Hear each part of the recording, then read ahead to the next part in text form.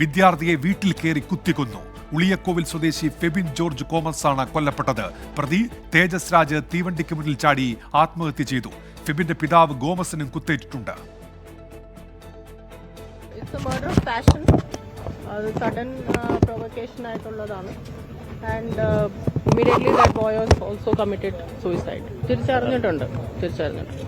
Connected ആണ് രണ്ടും. Very unfortunate children these days don't have value മനസ്സിലാവുന്നില്ല ലൈഫിന്റെ. അതാണ് ഏറ്റവും most important problem is that. നമ്മളെല്ലാം അന്വേഷിക്കുന്നുണ്ട്, എല്ലാ CCTV എല്ലാം നോക്കുന്നുണ്ട്. ഏത് പെട്രോൾ പമ്പിൽ നിന്നാണ് ഇത് വാങ്ങിച്ച്, ഇങ്ങനെ ആരാ ഇങ്ങനെ ഓപ്പൺ ആയിട്ട് സെല്ല് ചെയ്യുന്നത്, അതും പരിശോധിക്കുന്നുണ്ട്, എല്ലാ ആംഗിളും നോക്കുന്നുണ്ട്. അതെല്ലാം നമ്മളിപ്പോൾ ഇൻവെസ്റ്റിഗേറ്റ് ചെയ്യുന്നുണ്ട്. കൂടുതലൊന്നും പറയാനില്ല. We have just found that he is the one and he is no more. അപ്പൊ ഈ പയ്യനെ ബേളം കെട്ടുകൊണ്ടാന്ന് തോന്നുന്നു അകത്തുനിന്ന് വന്നത്. ഷർട്ടൊന്നും ഇട്ടിട്ടില്ലായിരുന്നു, വന്നിട്ട് അവിടെ നിൽക്കുന്നുണ്ടായിരുന്നു. അതാ സംഭവിച്ചത്. ഒരു 22 വയസ്സിനകത്തേ ഉള്ളൂ. BCom സെക്കൻഡ് ഇയർ പഠിക്കുന്നുണ്ട്. പിന്നെ സൊമാറ്റോയിൽ ഓർഡർ ഡെലിവറി ചെയ്യുന്നുണ്ട്. നല്ല പയ്യനാണ്. വീട്ടിൽ അച്ഛനും അമ്മയും മാത്രം. ഒരു സഹോദരിയുണ്ട്. അവരെ ഇവിടെ സഹോദരിയില്ല, അവർ കോഴിക്കോട്ടാണ്. അവർ ഫെഡറൽ ബാങ്കിലെ കണ്ട് വർക്ക് ചെയ്യുന്നുണ്ട്. ഒരു വർഷം ആയുള്ളൂ ജോലിക്ക് വരെ. ഒരു കുഴപ്പക്കാരും അല്ല, നല്ല ആൾക്കാരാണ്.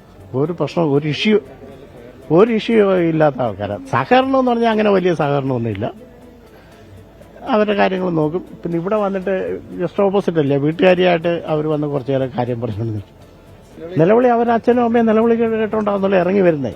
ഇവിടെ തൊട്ടടുത്തല്ലേ വീട്. ഞാൻ സിറ്റൗട്ട് ചെയ്യുമ്പോൾ നിലവിളി കേൾക്കുന്നു. ഞാൻ കണ്ടതെന്ന് പറഞ്ഞാൽ ഇവര് കിടന്ന് നിലവിളിച്ചുകൊണ്ട് ഈ അച്ചായൻ ഈ കൈയുടെ ഈ ഭാഗത്തെ ബ്ലഡ്, അച്ചായൻ ഷർട്ടൊന്നും ഇട്ടിട്ടില്ല, വീട്ടിൽ ഇരിക്കുന്ന സമയല്ലേ, ദേഹത്ത് മൊത്തം ബ്ലഡായിട്ട് അച്ചാനും ഓടി വരുന്നു, ഈ അമ്മാമ്മയും ഓടി വരുന്നുണ്ട്. അയ്യോ എന്റെ മോനാന്നേ കിടക്കുന്നതെന്ന് പറഞ്ഞാൽ അവർ പറയുമ്പോഴാണ് അവിടെ പെട്ടെന്ന് നോക്കുന്നത്. അപ്പോൾ പയ്യൻ കിടക്കുകയാണ്. ഒരു വിവരവും നമുക്ക് അതിശയം, നാട്ടുകാർക്കെല്ലാം അതിശയമാണ് ഇത് ഇങ്ങനെ ഒരു സംഭവം എന്ന് പറഞ്ഞാൽ. അവരങ്ങനെ ഒരു ഇഷ്യൂ ആരുമായിട്ടും ഇല്ല. ഇവരുടെ അച്ഛന്റെ അമ്മയുടെയോ പയ്യന്റെ ഒരു ഒച്ച പോലും. അതാണ് ഞങ്ങളും ആലോചിക്കുന്നത്. എന്താ ഈ ഒരു വൈരാഗ്യത്തിലോട്ട് എത്താൻ വേണ്ടി? അവന്റെ പൊളിറ്റിക്സ് ഇല്ല, അവനെ ലഹരി ഉപയോഗിക്കുന്നില്ല, അവൻ ജോലി ചെയ്യുന്നു, പഠിക്കുന്നു. ഇപ്പോൾ ഒരു ബുള്ളറ്റൊക്കെ ഒരു 5-6 മാസം മുൻപ് എടുത്തിരുന്നു. അപ്പോൾ വീട്ടുകാരായിട്ട് സംസാരിക്കുമ്പോൾ പറയുന്നതൊക്കെ അതിന്റെ ബാധ്യതയൊക്കെ തീർക്കണം എന്നൊക്കെ പറഞ്ഞ് അങ്ങനെ. അരുൺ രാജ് ഇപ്പോൾ വിവരങ്ങളുമായി ചേരുന്നുണ്ട്. കൊല്ലത്ത് നിന്ന് അരുൺ, എന്താണ് പോലീസ് നൽകുന്ന വിവരം? ഈ ക്രൂരതയ്ക്ക് പിന്നിൽ എന്താണ് അരുൺ രാജ്? കമ്മീഷണർ പറഞ്ഞതുപോലെ തന്നെ ഞെട്ടിപ്പിക്കുന്ന അല്ലെങ്കിൽ ദൗർഭാഗ്യകരമായ സംഭവമാണ് നടന്നിരിക്കുന്നത്. കൊല്ലത്ത് ഇന്ന് 6:30 ആദ്യമായി ഈ തേജസ് രാജ് ഈ ഉളിയക്കോവിൽ എത്തുന്നത്. ഉളിയക്കോവിൽ എത്തി ഈ ഫെബിന്റെ വീടിന്റെ പരിസരത്തടക്കം ആ മുഖത്ത് അത് പർദ്ദ ധരിച്ച് നടന്നു എന്നുള്ളതാണ് ദൃക്സാക്ഷികൾ ഇപ്പോൾ പോലീസ് നൽകിയിരിക്കുന്ന മൊഴി. 7:30 വീണ്ടും ഈ ഫെബിന്റെ വീട്ടിലേക്ക് തേജസ് രാജ് എത്തുകയായിരുന്നു. തുടർന്നാണ് ഈ വീട്ടിന്റെ കോളിംഗ് ബെല്ലടിച്ച് ആദ്യം ഈ ഫെബിന്റെ പിതാവ് ഗോമസ് പുറത്തേക്ക് ഇറങ്ങി. ഗോമസിനെ ആദ്യം കയ്യിൽ കരുതിയിരുന്ന കത്തി ഉപയോഗിച്ച് കുത്തുകയായിരുന്നു. ഈ അതേസമയം തന്നെ തേജസിന്റെ കയ്യിൽ പെട്രോൾ കൂടി ഉണ്ടായിരുന്നു എന്നുള്ളതാണ് നിലവിൽ പോലീസിൽ നിന്ന് വ്യക്തമാകുന്നത്. ഈ കത്തി കൊണ്ട് കുത്തിയതിനെ കണ്ടാണ് മകൻ ഈ ഫെബിൻ വീട്ടിനുള്ളിൽ നിന്ന് പുറത്തേക്ക് വരുന്നത്. ആദ്യഘട്ടത്തിൽ പിതാവിനെ കുത്തിയ തേജസ് പിന്നീട് ഫെബിനെ തുടർച്ചയായി കുത്തുകയായിരുന്നു. നെഞ്ചത്തും കഴുത്തിലും അതുപോലെ തന്നെ വാരിയലിലും ഫെബിനെ കുത്തേറ്റു.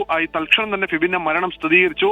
കൊല്ലത്തെ സ്വകാര്യ ആശുപത്രിയിൽ എത്തിച്ചെങ്കിലും ജീവൻ രക്ഷിക്കാൻ കഴിഞ്ഞില്ല എന്നുള്ളതാണ് നാട്ടുകാരും പോലീസും നൽകുന്ന വിവരം. ഇതിനുശേഷമാണ് ഈ പ്രതി ഈ വീടിന്റെ മതിൽ ചാടിക്കടന്ന് ഈ കാറിലാണ് അവിടേക്ക് എത്തിയത്. ഈ കാറിൽ കടപ്പാക്കട റെയിൽവേ ട്രാക്കിലേക്ക് എത്തിയത്. അവിടെ വെച്ച് ട്രെയിന് മുമ്പിൽ ചാടി ആത്മഹത്യ ചെയ്യുകയായിരുന്നു എന്നുള്ളതാണ് പോലീസ് പറയുന്നത്.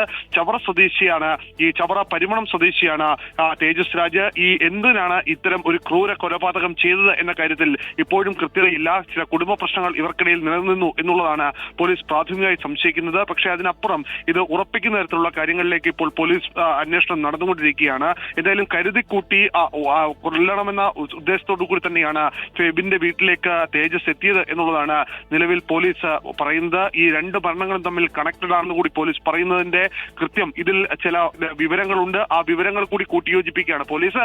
ഇതിൽ എന്തിനാണ് ഫെബിനെ ആക്രമിക്കാൻ കാരണം എന്നുള്ളതാണ് പോലീസ് ഇപ്പോൾ തിരക്കുന്നത്. ഈ സഹോദരി ഇപ്പോൾ കോഴിക്കോടാണ്. വീട്ടിൽ അച്ഛനും അമ്മയും ഫെബിനും മാത്രമായിരുന്നു ഉണ്ടായിരുന്നത്. എന്തായാലും ഫെബിന്റെ വീട് നേരത്തെ തന്നെ ലൊക്കേറ്റ് ചെയ്തുകൊണ്ട് ഈ പ്രതി അവിടേക്ക് എത്തുക, പിന്നീട് ഈ കൊല്ലണം എന്ന ഉദ്ദേശത്തോടു കൂടി തന്നെ കയ്യിൽ കരുതിയിരുന്ന ഈ ഇന്ധനം അത് ആദ്യം പ്രയോഗിക്കാൻ ശ്രമിച്ചു. പക്ഷേ അത് നടന്നില്ല. ഇതിനുശേഷമാണ് കയ്യിൽ കരുതിയിരുന്ന കത്തി ഉപയോഗിച്ച് ഗോമസിനെയും പിന്നീട് ഫെബിനെയും കുത്തിപ്പരിക്കേൽപ്പിച്ചത്. ഈ നാട്ടുകാരുടെ പ്രതികരണം ഇപ്പോൾ വന്നിരുന്നു. ഈ കൊല്ലപ്പെട്ട വിദ്യാർത്ഥിയെക്കുറിച്ച് അങ്ങനെ പറയാനൊന്നുമില്ല, പഠിക്കുന്നു, ഒപ്പം സ്വന്തം ജോലി ചെയ്യുന്നു, അങ്ങനെ ജീവിക്കുന്നു, നാട്ടുകാർക്കൊക്കെ നല്ല അഭിപ്രായമാണ്. ഒപ്പം ആ കുടുംബത്തെക്കുറിച്ചും ഈ സംഭവങ്ങൾ, രണ്ട് സംഭവങ്ങളും തമ്മിൽ ബന്ധമുണ്ട് എന്ന് നേരത്തെ പോലീസ് തന്നെ വ്യക്തമാക്കുകയും ചെയ്തിട്ടുണ്ട്. അപ്പോഴും എന്തുകൊണ്ട് ഈ കൊലപാതകം എന്നതിൻ്റെ ഒരു പ്രാഥമിക നിഗമനം അതിലേക്ക് എത്താൻ കഴിഞ്ഞിട്ടുണ്ടോ പോലീസിന്, അരുൺ? ഉന്മേഷ്, ഇവർക്കിടയിൽ ചില കുടുംബപരമായ പ്രശ്നങ്ങൾ നിലനിന്നിരുന്നു എന്നുള്ളതാണ് പോലീസ് പറയുന്നത്. പക്ഷേ അത് ഇനിയും കൂട്ടിയോജിപ്പിക്കേണ്ടതായ വസ്തുതയാണ്. അത് പോലീസ് ഇക്കാര്യത്തിൽ അന്വേഷണത്തിലേക്ക് തന്നെ പോവുകയാണ്. പോലീസിന് ചില വിവരങ്ങൾ ഈ പ്രാഥമികമായി ലഭിച്ചിട്ടുണ്ട്. ഈ വിവരത്തിന്റെ അടിസ്ഥാനത്തിൽ ഇനി കുടുംബാംഗങ്ങളുടെ മൊഴി കൂടി എടുത്ത ശേഷമായിരിക്കും ഇക്കാര്യത്തിൽ ഇതെന്താണ് ഈ കൊലപാതകത്തിലേക്ക് നയിച്ചതെന്ന കാര്യത്തിൽ ഒരു തീരുമാനത്തിലേക്ക് പോലീസ് എത്തുക. നിലവിൽ പോലീസ് പറയുന്നത് ഫെബിനോടുള്ള ശത്രുതാ മനോഭാവം ഈ പ്രതിക്ക് ഉണ്ടായിരുന്നില്ല എന്നുള്ളതാണ്. കാരണം പിന്നീട് ഏത് തരത്തിലാണ്, അത് ഒരുമിച്ച് പഠിച്ചിട്ടില്ല, മറ്റ് രാഷ്ട്രീയപരമായ പ്രശ്നങ്ങളില്ല, അങ്ങനെ വ്യക്തിപരമായ പ്രശ്നങ്ങളൊന്നും തന്നെ നിലനിന്നിരുന്നില്ല. എന്തുകൊണ്ടാണ് ഫെബിനെ കൊല്ലാൻ ഈ പ്രതി തീരുമാനമെടുത്തത് എന്നത് സംബന്ധിച്ച് പോലീസ് ഇപ്പോൾ അന്വേഷിക്കുന്നുണ്ട്. അതിന് ചില കുടുംബപരമായ പശ്ചാത്തലം മാത്രമാണ് ഉള്ളതെന്നാണ് പോലീസ് ഇക്കാര്യത്തിൽ ഉറപ്പിക്കുന്നത്. അതിനെ സംബന്ധിച്ചുള്ള ഒരു അന്വേഷണമാണ് പോലീസ് ഇക്കാര്യത്തിൽ നടത്തുന്നത്. ഇതുമായി ബന്ധപ്പെട്ട വിവരങ്ങൾ ഇപ്പോൾ പോലീസ് ശേഖരിച്ചുകൊണ്ടിരിക്കുകയാണ്.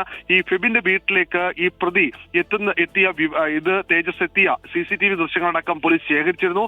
അതിൽ നിന്നാണ് പ്രതി നേരത്തെ തന്നെ അവിടെ എത്തി എന്ന് മനസ്സിലാക്കുന്നത്. ഒരു ദൃക്സാക്ഷി കൂടി ഇപ്പോൾ പോലീസിന് മുമ്പാകെ മൊഴി നൽകിയിട്ടുണ്ട്. ഈ പർദ്ദ വേഷമണിഞ്ഞ ഒരു സ്ത്രീ എന്ന് തോന്നിക്കുന്ന തരത്തിൽ ഒരു വ്യക്തി അതുവഴി നടന്നു പോയിരുന്നു. ഫെബിന്റെ വീടിന്റെ മുമ്പിൽ വശത്തോട് നടന്നു പോയിരുന്നു. അത് വൈകുന്നേരം 6:30 പിന്നീട് ഈ ഉച്ചകെട്ട് നാട്ടുകാർ ഓടിക്കൂടുമ്പോഴും ഇതേ വ്യക്തി തന്നെ അവിടെ നിന്ന് ഓടിപ്പോകുന്നതാണ് നാട്ടുകാർ കണ്ടത്. ഒടുവിൽ ഈ റെയിൽവേ ട്രാക്കിൽ കണ്ടെത്തിയ മൃതദേഹം ഇത് സമാന രീതിയിൽ ഈ ദൃക്സാക്ഷി പറഞ്ഞ രീതിയിലുള്ള വസ്ത്രമായിരുന്നു ധരിച്ചിരുന്ന പോലീസ് കണ്ടെത്തുന്നു. ഇതിലൂടെയാണ് ഈ കൊലപാതകങ്ങൾക്ക് തമ്മിൽ ബന്ധമുണ്ട് എന്ന് പോലീസ് ഉറപ്പിക്കുന്നത്. എന്തായാലും ഈ കൊലപാതകത്തിൽ ഒരാൾ മാത്രമാണോ പങ്കെടുത്തത്, അതിൽ കൂടുതൽ പേരുണ്ടോ എന്നടക്കമുള്ള കാര്യങ്ങളിൽ സ്വാഭാവികമായും അന്വേഷണം ഉണ്ടാകും. കാറിൽ തവറയിൽ നിന്ന് ഉളിയക്കോവിൽ എത്തിയ പ്രതി ഈ കരുതിക്കൂട്ടി കൊലപാതകം നടത്താൻ ഉദ്ദേശിച്ചാണ് എത്തിയത്. കയ്യിൽ കരുതിയിരുന്ന കത്തിയും അതുപോലെ തന്നെ ആ കുപ്പിയിൽ ഉണ്ടായിരുന്ന ഇന്ധനവും ഇത് ഈ പ്രതി അക്രമത്തിനായി തന്നെ കൊണ്ടുവന്നതാണ് എന്നുള്ളതാണ് പോലീസ് ഉറപ്പിക്കുന്നത്. അങ്ങനെ ഒരു ഉറപ്പിച്ച കൊലപാതകം, അല്ലെങ്കിൽ കരുതിക്കൂട്ടി നേരത്തെ തീരുമാനിച്ചുറപ്പിച്ച ഒരു കൊലപാതകം നടത്താനാണ് പ്രതി എത്തിയതെന്ന് പോലീസ് ഉറപ്പിക്കുന്നത് ഈ രണ്ട് ഘടകങ്ങളെ മുൻനിർത്തിയാണ്. എന്തായാലും പോലീസ് ഇക്കാര്യത്തിൽ ഈ കൊലപാതകം, അതിന്റെ മോട്ടീവ് എന്താണ് എന്നത് സംബന്ധിച്ചാണ് ഇപ്പോൾ അന്വേഷണം നടക്കുന്നത്. അത് കുടുംബ പശ്ചാത്തലമാണെന്ന പ്രാഥമിക വിവരം മാത്രമാണ് പോലീസിന് മുമ്പിലുള്ളത്. എന്തായാലും ഈ മരിച്ച ഫെബിന്റെയും അതുപോലെ തന്നെ ഈ തേജസ് രാജിന്റെയും മൃതദേഹം ഇപ്പോൾ ജില്ലാ ആശുപത്രിയിലേക്ക് ഉടൻ തന്നെ മാറ്റും. പോസ്റ്റ്മോർട്ടം നടപടികളടക്കമായിരിക്കും ഇനി നടത്തുക. എന്തായാലും ഈ വിഷയത്തിൽ കുടുംബങ്ങളുടെ കൂടി മൊഴിയെടുത്ത ശേഷമായിരിക്കും ഇതിന്റെ കാരണങ്ങൾ അടക്കമുള്ള കാര്യങ്ങളിൽ വ്യക്തത ഉണ്ടാവുക.